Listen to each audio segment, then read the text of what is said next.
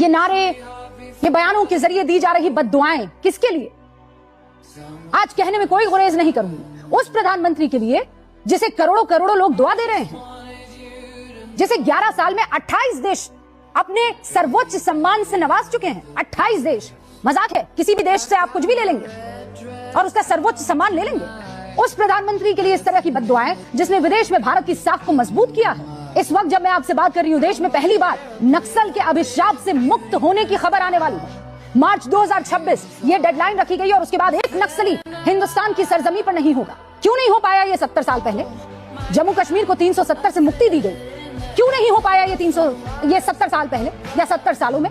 देश जिस दंश को आजादी के वक्त से ढो रहा था, मतलब वो जो कर्ज था ना, विरासत में मिला था बाकी सरकारों से नरेंद्र मोदी को, उसे सूद समेत चुकता करने वाले को आप कब्र में पहुंचाना चाह रहे हैं। उज्ज्वला योजना 1 मार्च 2025 तक भारत में लगभग 33 करोड़ उपभोक्ता इसके हो गए। 2014 में प्रधानमंत्री देश को खुले में शौच से मुक्त करने का दावा कर चुके हैं। अक्टूबर 2019 में देश खुले में शौच से मुक्त कर दिया जाता है। गरीब को अपने घर योजना के तहत ग्रामीण भारत में करीब 3 करोड़ लोगों को घर दे दिया जाता है। इसमें किसी जाति, किसी धर्म का भेदभाव नहीं देखा जाता।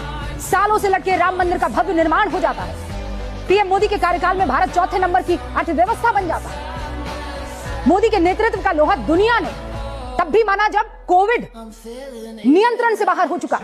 वसुधैव कुटुंबकम के संदेश के साथ 70 से ज्यादा देशों को मुफ्त वैक्सीन बांटी। आजादी के 70 साल बाद 18,000 से ज्यादा गांवों में बिजली पहुंचाई गई। भगीरथ प्रयास हो, ये काम ऐसे ही नहीं होते हैं। इनके लिए क्लियर विजन, दृढ़ इच्छा शक्ति, महत्वाकांक्षा के बल पर आप आगे बढ़े तब संभव हो जाता है। जीएसटी 30 से ज्यादा टैक्स लगा करते थे पहले, उन्हें समेटकर 2 स्लैब में कर दिया गया ताकि आम आदमी को परेशानी ना हो, इसका सीधा फायदा मिले।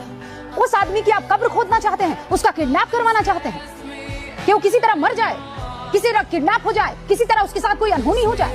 अरे विरोध कीजिए प्रभु, आपको हक है विरोध करने का।